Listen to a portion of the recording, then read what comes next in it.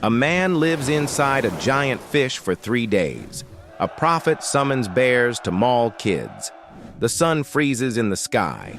A king eaten alive by worms. People living 900 plus years. These aren't myths. They're straight from the Bible, and they're stranger than you remember. Hey! Today we're exploring 5 of the most jaw-dropping biblical stories that sound like fantasy, but come straight from Scripture. The book of Jonah tells us about a prophet who tried to run from God. Commanded to warn Nineveh about God's judgment, Jonah hated these enemies of Israel and fled by ship in the opposite direction. God sent a violent storm. The terrified sailors cast lots to find who angered the gods. It was Jonah. After trying everything else, they threw him overboard into the raging sea. Instead of drowning, the Lord appointed a great fish to swallow Jonah, and Jonah was in the belly of the fish 3 days and 3 nights. Jonah chapter 1, verse 17. Inside the fish, Jonah experienced total darkness, surrounded by digestive acids and seaweed wrapped around his head. His prayer reveals he was conscious the entire time. From the belly of Sheol I called for help. The waters closed over me. The deep surrounded me. Weeds were wrapped about my head. Jonah chapter 2, verse 2-5. After 3 days, the fish vomited Jonah onto dry land, alive, covered in digestive juices, and likely bleached white from stomach acid. Imagine fishermen witnessing a man suddenly projectile vomited from a fish onto the beach. Jonah then walked through Nineveh proclaiming destruction. The entire city repented immediately, from the king down to the animals, which were made to wear sackcloth alongside humans. In 2 Kings 2, we find one of the Bible's most shocking stories of divine punishment. The prophet Elijah had just been taken to heaven in a fiery chariot, and his successor Elisha was walking to Bethel. A group of youths came out and began taunting him. "Go up, you bald head! Go up, you bald head!" The Hebrew term used here, na'ar katan, can refer to youths from children to young men in their early 20s. They weren't just mocking his baldness. Go up was likely ridiculing Elisha's claim that Elijah had gone up to heaven. Elisha's response was nuclear. He turned around, saw them, and cursed them in the name of the Lord. Then 2 female bears came out of the woods and mauled 42 of the boys. 2 Kings 2 verse 24. 2 rampaging bears tore through dozens of screaming youths. The text doesn't say if they died, but bear attacks typically leave victims severely injured or killed. The most disturbing part, Elisha simply went on to Mount Carmel afterward, apparently unfazed by the carnage. During Israel's conquest of Canaan, Joshua's army fought 5 Amorite armies simultaneously. They were winning, but daylight was running out. Joshua needed more time to completely defeat his enemies, so he commanded the sun to stop moving. On the day the Lord gave the Amorites over to Israel, Joshua said to the Lord, "Sun, stand still over Gibeon, and moon, over the valley of Ajalon." So the sun stood still, and the moon stopped until the nation avenged itself on its enemies.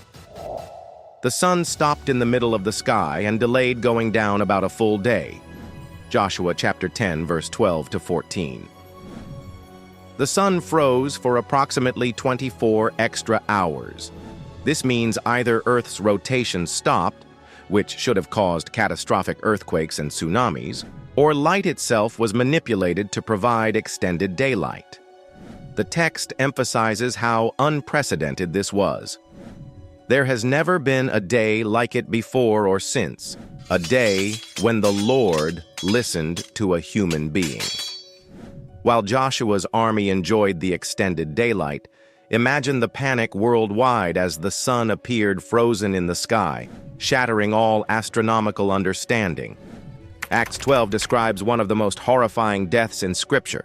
King Herod Agrippa I, grandson of Herod the Great, had already executed the Apostle James and imprisoned Peter, establishing himself as an enemy of the early church.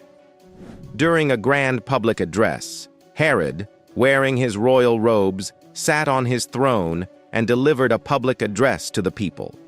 They shouted, "This is the voice of a God, not of a man."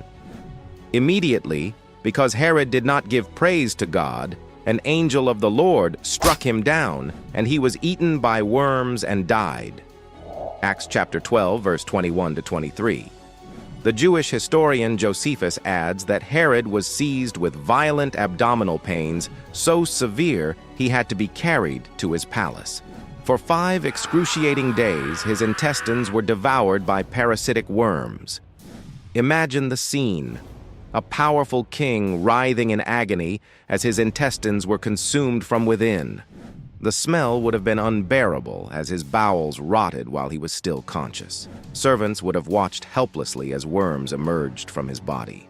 This public, humiliating death, transformed from exalted God to worm food in minutes, served as a powerful warning. Genesis matter-of-factly records humans living for centuries as if completely normal. Adam, 930 years. Seth, 912 years. Methuselah, 969 years, the oldest human in Scripture. Noah, 950 years. Imagine living for nearly a millennium. Methuselah was born when his father Enoch was 65 and lived to see his grandson Noah build the ark. His lifespan bridged nearly 1,000 years of human history.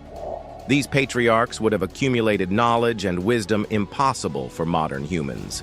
A single person could have mastered dozens of languages and disciplines and witnessed multiple civilizations rise and fall. Adam could have known his great-great-great-great-great-great-great-grandchildren. Family reunions would have included 8 to 10 generations simultaneously alive. After the flood, lifespans decreased dramatically. Noah's son Shem lived 600 years. By Abraham's time, lifespans were down to about 175 years. And by Moses' era, Psalm 90 was already lamenting that the years of our life are 70, or even by reason of strength 80.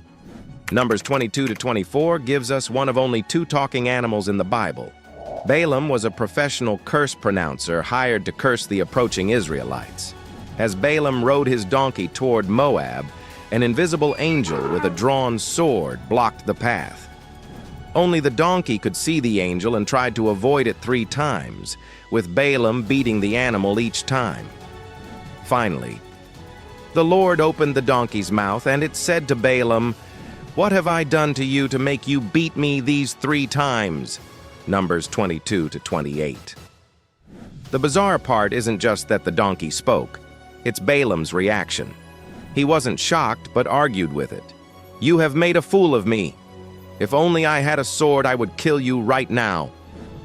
The donkey reasoned with him, asking if she had ever been disobedient before.